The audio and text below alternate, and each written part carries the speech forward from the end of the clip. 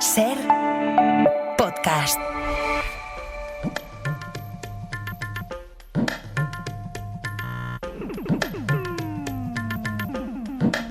En la cadena Ser, Punto de Fuga. Con Pablo Morán.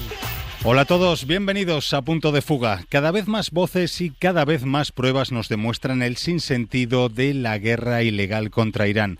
Una ofensiva basada en el falso pretexto de que el régimen iraní está cerca del arma nuclear. Was Iran on the verge of getting a nuclear weapon? No, they weren't. Así de rotundo se pronunciaba al respecto esta semana Joe Kent, el ya ex responsable del Centro contra el Terrorismo de Estados Unidos, después de dimitir por su oposición precisamente a esta guerra, denunciando que Estados Unidos ha sido arrastrado a ella a través del lobby israelí. Y luego está el error de cálculo de pensar una vez más que es posible derrocar un régimen de décadas con bombardeos desde el aire. De momento, así lo cree la propia inteligencia de Estados Unidos. The IC assesses the regime in Iran appears to be intact but largely degraded. Que habla de un régimen tocado pero no hundido, incluso renovado en su versión más dura, entregada a la defensa militar. Vamos a hablar de ello en el programa de hoy con Daniel Bassandé, pero antes, las víctimas de esta guerra. En concreto, unas que suelen quedar siempre en un segundo plano, como son los desplazados del Líbano. La invasión terrestre está en marcha. Uno de sus portavoces ha reconocido que esa operación parcial de momento de invasión terrestre está en marcha en el sur del Líbano, pero asegura que quedan todavía miles de objetivos. Solo a 10 kilómetros de esa línea de frente, Ángels, este era el ambiente en los restos de un centro de salud. Hecho escombros, 2 misiles acababan con la vida de 14 médicos y paramédicos en esta zona, donde Abdullah asegura que no avisaron. Dice que es una violación del derecho internacional atacar a sanitarios, que son más de 40 los compañeros muertos paramédicos en esta zona roja que Israel llama la evacuación. Hace 50 años que hay guerra en Líbano. Toda mi vida hay guerra en Líbano. Ahora con la guerra y la posible invasión de todo el Líbano es muy difícil. Ahora no es seguro. No hay ningún lugar seguro, sí. Mucha población que viene del sur, de todo el Líbano, que viene a Beirut ahora para escapar a la guerra y a los misiles, y es muy difícil vivir en estos tiempos.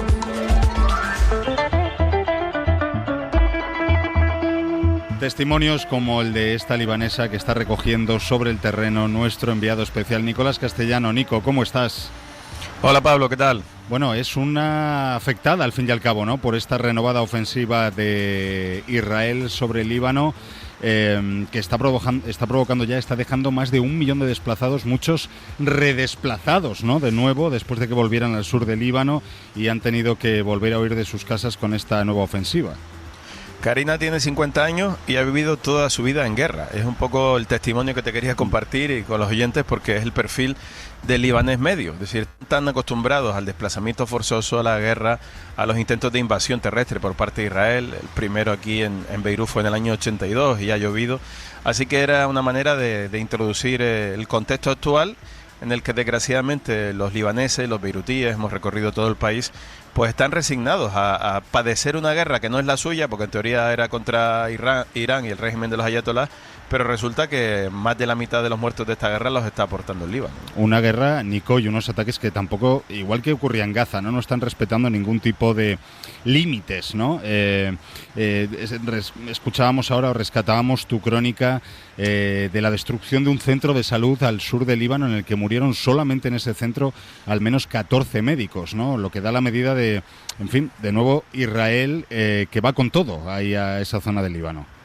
Sí, en ese caso estábamos a menos de 10 kilómetros de la frontera, es una zona que que Israel había llamado a la evacuación. Pretenden que prácticamente 3 millones de personas dejen sus hogares, lo han dejado 1 millón ya, y era pues una clara violación de la Convención de Ginebra, ¿no? El ataque a centros hospitalarios, a sanitarios, refleja una clara violación incluso de la ley de la guerra, que recordemos que sigue existiendo. Pero como tú dices, lo más preocupante, Pablo, de esta guerra, o de la guerra que se desarrolla en el Líbano, es que ya no hay un frente claro, es que ya no hay un límite donde, digamos, en esa zona roja que Israel ha establecido de prácticamente 40 kilómetros desde su frontera al norte, sea solamente los lugares de ataque. Tampoco es que se centren en Dahia, en el distrito bastión tradicional de Hezbollah, aquí en la capital beirutí, sino que además está atacando cualquier punto del país, el centro de la ciudad, como hemos ido narrando aquí en la SER, edificios de viviendas absolutamente enteros, el Valle de la Bekaa también, en zonas pobladas, y la prueba es que el ejército de Israel reconoce que ha matado a 350 miembros de Hezbollah, y aquí van más de 1.000 muertos, así que la mayor parte de los muertos,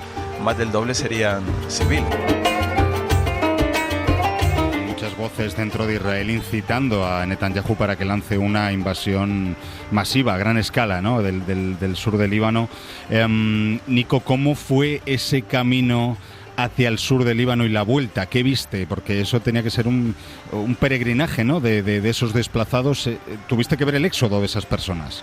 Sí, durante todos estos días que hemos ido varias veces al sur, hemos sido testigos, Pablo, del aceleramiento del éxodo. En los primeros días la gente iba saliendo haciendo caso a esos avisos por parte de Israel, pero sobre todo se aceleró a raíz de que Israel advirtiera con que iba a reventar todos los puentes que comunican el sur con el norte, es decir, se iban a quedar muchos de estas familias sin la posibilidad de huir a través de los puentes de hormigón tradicionales. Así que eso ha hecho que, sobre todo desde el pasado jueves, se haya acelerado la salida, y está hablando ACNUR prácticamente que del 1 millón de desplazados forzosos, prácticamente 200.000 se han producido en la última mitad de esta semana, ¿no? Así que el miedo, por un lado, a las bombas, a que se destruyan. Hemos sido testigos de cómo están vacías las aldeas, los pueblos más cerca de la frontera. También estuvimos al otro lado de la frontera, en Israel, con Ángel, viendo Metula y cómo pasaban los tanques para esa operación terrestre que Israel está llevando a cabo.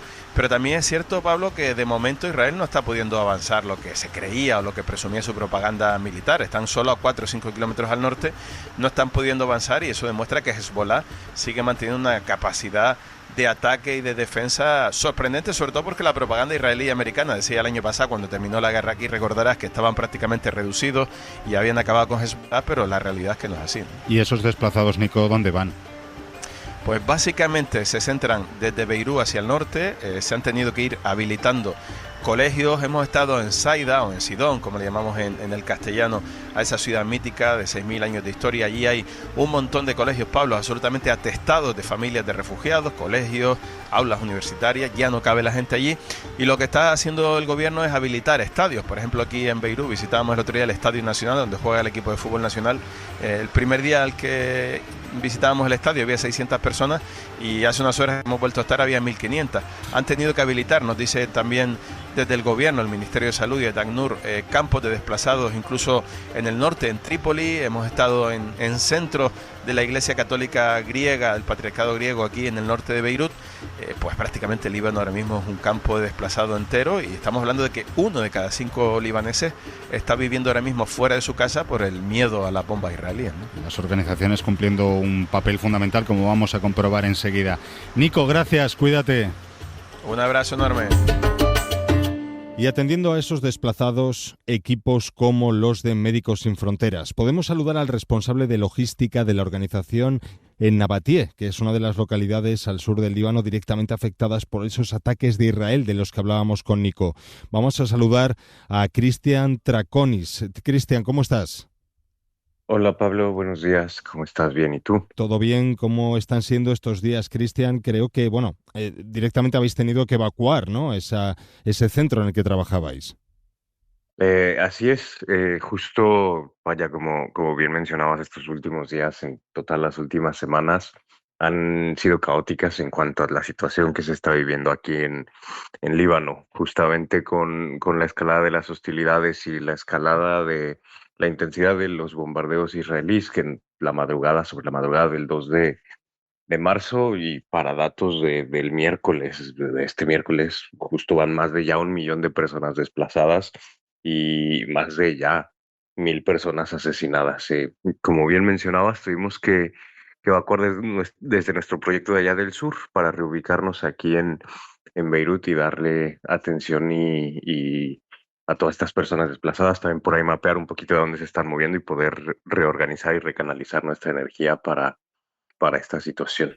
Eso es, tuvisteis que salir huyendo, como tú decías, más de 1 millón de personas, ya 1 millón de desplazados, que además, Cristian, lo destacábamos antes con nuestro enviado especial, no es la primera vez en los últimos años que tienen que salir huyendo. Correcto, sí, un dato bastante interesante es que con la escalada también aquí en la violencia en Líbano por ahí de octubre, si no mal recuerdo, 2024, hay gente que incluso desde esas fechas está desplazada, gente que no ha podido regresar a sus lugares, ya sea algún pueblo cercano a la frontera, y parece que este ciclo de violencia y de sufrimiento puede que esté llegando a su fin, pero por lo que estamos viendo realmente este ciclo se está perpetuando. En lo personal, pues sí, justo colegas que han tenido que salir ahí en 2024 y reubicarse aquí en Beirut, cuando volvimos allá al sur, a Nabatía, a comenzar nuestro proyecto que nace de esa emergencia también, pues ahora han tenido que volver a salir desplazadas de sus hogares. Claro, ¿y cuál es la situación en Beirut, Cristian? Porque también es una ciudad que ha tenido que afrontar esta nueva oleada de desplazados, ¿no? Y también con muy poco tiempo de diferencia. Sí, incluso justo ese 2 de marzo que evacuamos de Nabatí hacia aquí, los caminos en un tramo que por lo general del sur hacia acá, que te gusta que sean 2 horas, fueron 12 horas de manejar en toda la evacuación. Entonces, cientos de miles de personas que se desplazaron y bueno, aquí en Beirut hay personas que están viviendo en sus vehículos, están viviendo en las calles, los alquileres también se han disparado de una manera impresionante y pues vaya, es también el recordar que hay personas que no encontraron refugio, y ya sea que ni en calles ni en los refugios que están habilitados, y han tenido que regresar a estas zonas donde pues sigue siendo un lugar bastante peligroso por estas supuestas órdenes de evacuación de las Fuerzas Armadas de Israel. Y es gente que, bueno, en gran medida depende de organizaciones como la vuestra, ¿no? Porque estamos hablando, en fin, del Líbano, no un país que ahora mismo goza de un Estado y de un gobierno demasiado fuerte, con lo cual, en fin, eso, muchos de esos desplazados dependen directamente de vosotros. ¿Qué ayuda les estáis prestando? Sí, justo para recordar un poco este proyecto del que yo soy parte inicialmente, del sur del Líbano, nace como una respuesta a la emergencia de las hostilidades de 2024. Una vez que empieza a tornarse como un proyecto regular, ahí ya es un poco de integración a ciertos centros de salud y sobre todo también el enfoque a la ayuda psicosocial, resultado de todo del conflicto de 2024. Sin embargo, ahorita estamos regresando a modo emergencia y es el despliegue de Médicos Sin Fronteras de las clínicas móviles. Si no mal recuerdo, tenemos alrededor de 15 en todo el Líbano, en las áreas que hemos identificado como prioritarias para atender, y personalmente en el área de logística, pues estamos dando ayuda a todo el tema de agua y saneamiento en cuanto a hacer, proveerles de agua potable, de agua para tomar, por ahí un poco también de kits de higiene y también, claro, temas de refugio en cuanto a colchones, a cobertores, que es pues justo lo que ahorita se está identificando como prioridad para dar atención a toda la gente desplazada. Y esa gente psicológicamente, Cristian, después de, en fin, tanta violencia, ¿cómo está? Claro, como te platicaba hace un ratito, el ciclo que parece que está llegando a su fin de violencia, al parecer es simplemente un ciclo que se está perpetuando. Son historias bastante difíciles que si bien por ahí un colega mío mencionaba que él tiene como ya en mente que cada cierto año, cada cierto tiempo tiene que empezar desde cero. Historias que nos cuentan de sus mismos familiares también, que pues ya viven con este miedo y no hay un lugar seguro en Líbano por ahora. Cristian Traconis, muchísimas gracias por acompañarnos, mucha suerte y mucha fuerza y mucho ánimo con ese trabajo que hacéis allí. Muchas gracias, Pablo, saludos. En la cadena SER, Punto de Fuga.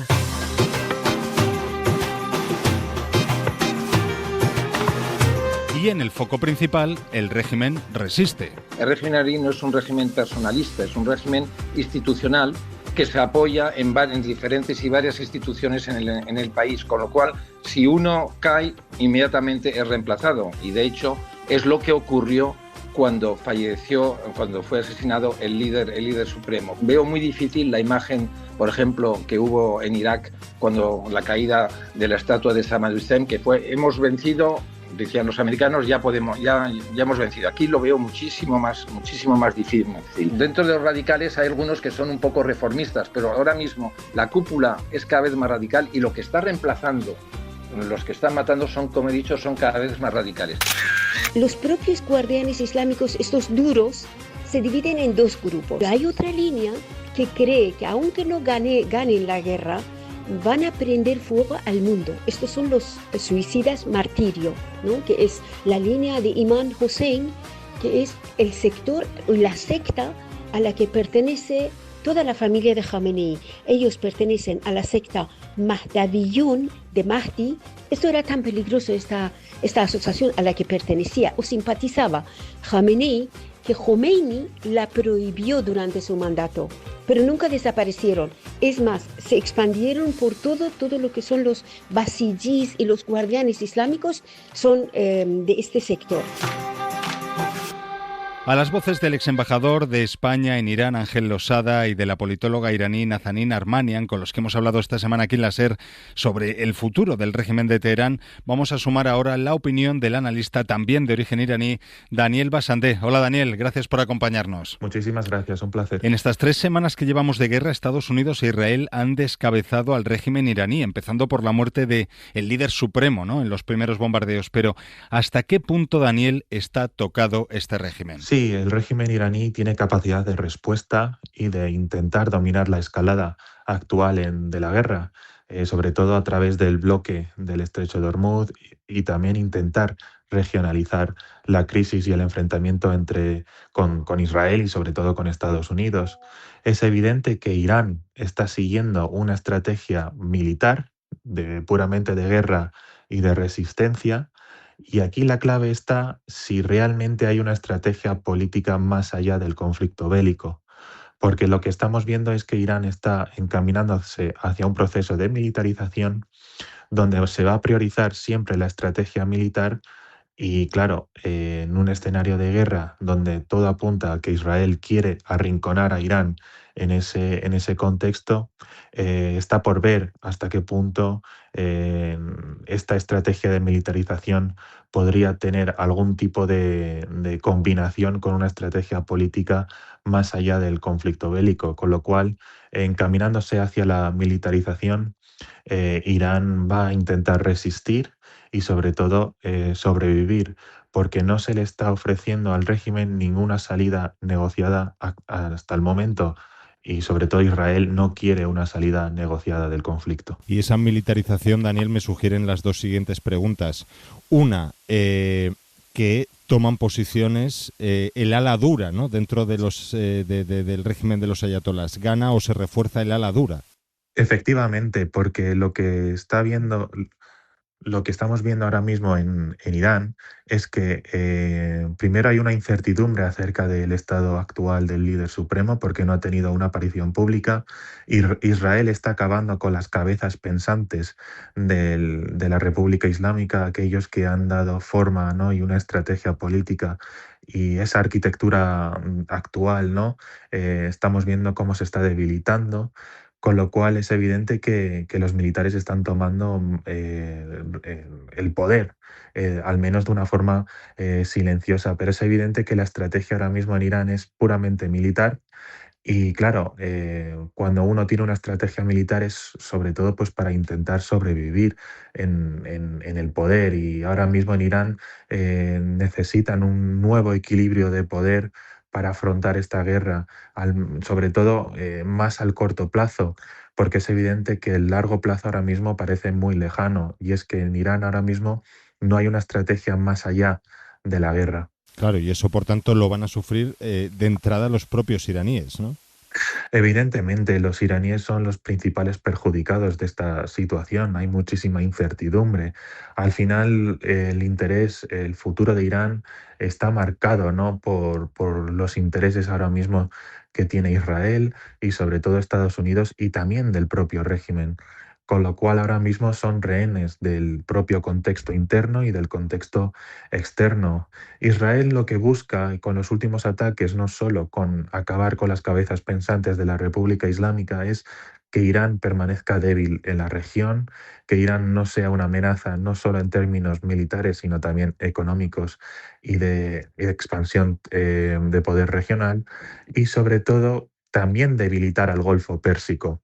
Porque lo que estamos viendo con los últimos ataques a los ataques de gas y sobre todo a la respuesta iraní es que lo que busca Israel es que los aliados tradicionales de Irán en la región también se pongan en contra de Irán. Con lo cual lo que también quiere es que Irán entre y caiga en su trampa y sobre todo debilitar no solo a Irán sino también al Golfo Pérsico para encaminarse hacia la hegemonía regional y sobre todo militar, que luego ahí entraría Estados Unidos con la variable energética. Claro, y es justo el punto débil, ¿no? Se está demostrando el punto débil de todo esto, precisamente esa variable energética. Oye, Daniel, a mí me gustaría ahondar un poquito más o profundizar más en identificar las figuras o al menos la ideología que defiende esa línea dura, ¿no?, del régimen de los ayatolás, del régimen iraní, que ahora mismo, pues eso, se está fortaleciendo con esta agresión, ¿no? Ahí englobamos, por ejemplo, a estas fuerzas Basij, ¿no?, que están patrullando las calles. Claro, ahora mismo vemos que el régimen se está bunkerizando, se está militarizando y claro, ellos van a poner en valor y sobre todo defender, más allá de un Estado-nación o la defensa de un país, defender un modelo político y defender los valores revolucionarios que llevaron a cabo la Revolución Islámica. Con lo cual, estamos en un momento en el que estas mismas fuerzas políticas y fuerzas religiosas y sobre todo también militares van a priorizar la defensa de la Revolución Islámica, que sobre todo es un ideal político más allá de un ideal de Estado-nación. Y claro, cuando se ven, como ahora mismo están en un proceso de bunkerización, estos valores de la Revolución Islámica se van a poner sobre la mesa y sobre todo se van a defender por parte de estas fuerzas, porque al final no se les está dando una salida, no se les está dando una negociación.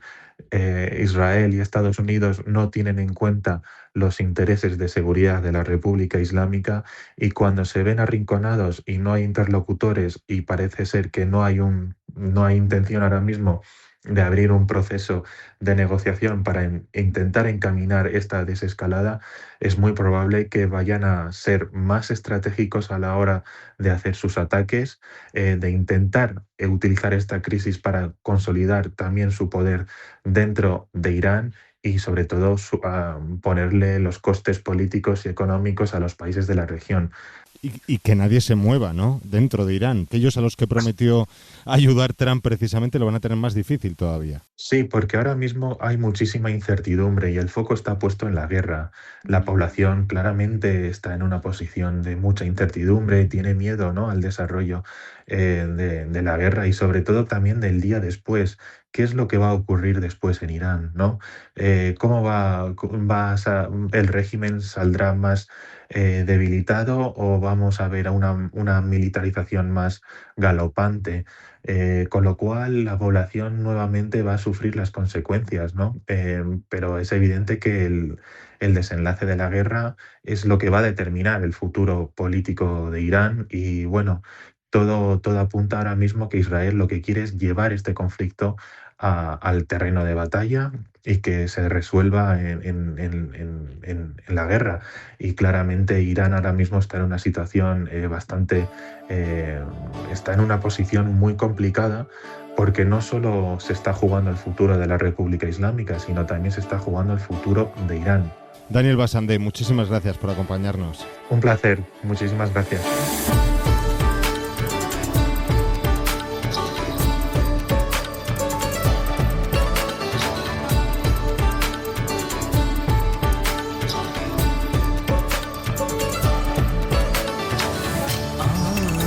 Pues nada más, lo dejamos aquí por esta semana. Ya sabéis que os seguimos acompañando en cadenaser.com, en Facebook, en X, somos @puntodefuga y por supuestísimo en Ser Podcast, donde tenéis todos los capítulos de Punto de Fuga para escucharlos cuando queráis y para compartirlos, porque sois parte fundamental de este mundo que también importa. Hasta el domingo que viene. Adiós. Para no perderte ningún episodio, síguenos en la aplicación o la web de la SER, Podium Podcast o tu plataforma de audio favorita.